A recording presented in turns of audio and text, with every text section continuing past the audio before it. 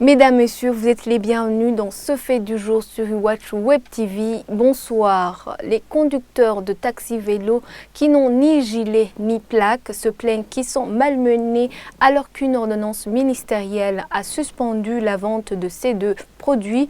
Ce sont les associations de conducteurs de taxi-vélo qui sont mises en cause. De son côté, le président du collectif des associations des taxi-vélos du Burundi nie ses allégations. Quant à la direction générale du transport précise qu'aucune organisation peut se donner les prérogatives de faire régner la loi. Elle appelle les instances habilitées dont la mairie de faire respecter la loi. Reportage de Sheila Irambona. La mesure prise par le ministère du Transport d'arrêter la vente des gilets et plaques pour les taxis-vélos connaît des problèmes dans sa mise en application. Les conducteurs de taxi-vélos qui n'ont ni gilet ni plaque se plaignent d'être arrêtés ou obligés de payer des amendes. Ils s'étonnent que ces plaques et gilets continuent d'être vendus dans la clandestinité et qu'ils continuent d'être malmenés alors que le ministre avait arrêté leur vente et usage. La première fois quand on nous a annoncé le lancement des plaques et des gilets, nos associations ne voulaient aucune responsabilité dans le lancement de ces gilets et des plaques. Mais à la sortie de ces plaques, lorsque nous avons commencé à les acheter, nous avons entendu que c'est fraudé. Lorsque ça a été suspendu, quelques jours après, les gilets et les plaques ont été vendus. Nos associations nous ont répondu qu'ils ne savent rien sur ces gilets et ces plaques. Ce qui nous étonne, c'est que nous sommes arrêtés par des agents de sécurité de nos associations. Ils nous arrêtent sous prétexte que nous n'avons pas de gilets ou de plaques. La majorité d'entre nous est allée chercher ces gilets et ces plaques, mais n'ont pas voulu qu'on les achète dans la transparence.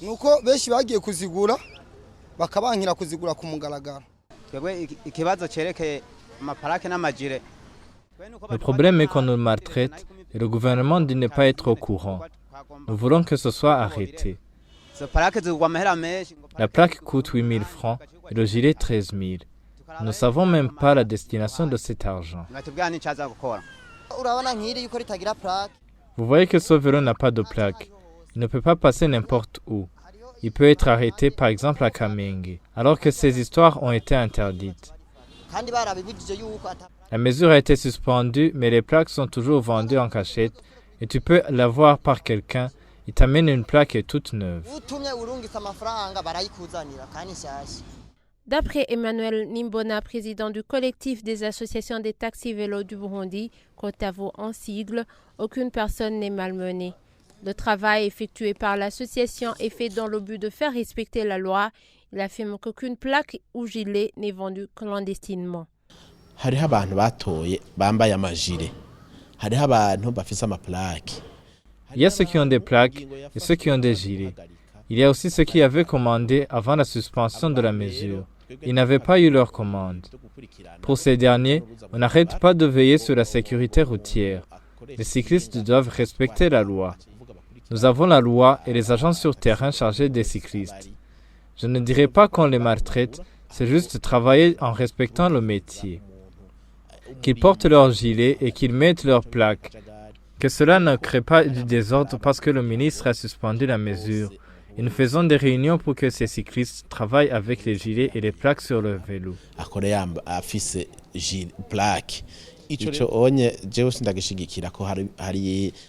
Je ne soutiens pas qu'il y a des plaques et des gilets sur le marché. Depuis la suspension de la mesure, même là où on les vendait, c'est fermé. Sinon, ce serait aller outre mesure du ministre. Entre-temps, le ministre a mis en place une commission pour que ceux qui n'ont pas pu acheter ces plaques et ces gilets puissent les avoir selon la loi. Pour le directeur général des transports, aucune organisation ne peut se donner le droit d'aller au-delà des prérogatives de l'État.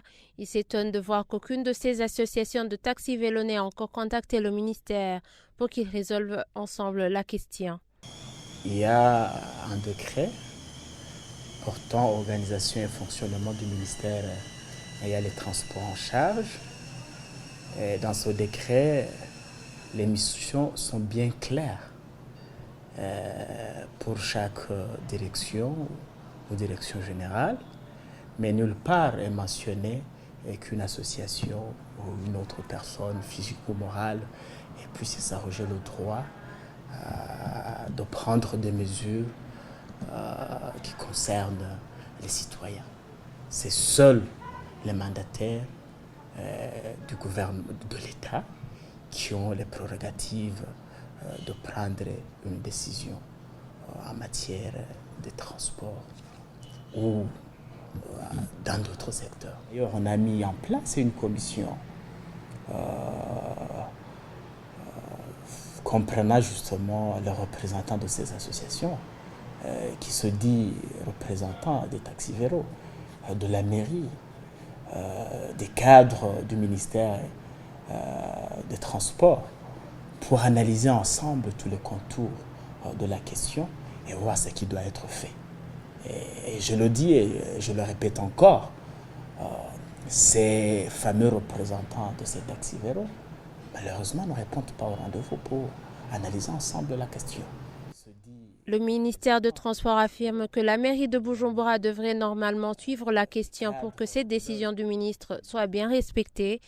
Mais la mairie nous a assuré que cette question était du ressort du ministère ayant le transport dans ses attributions.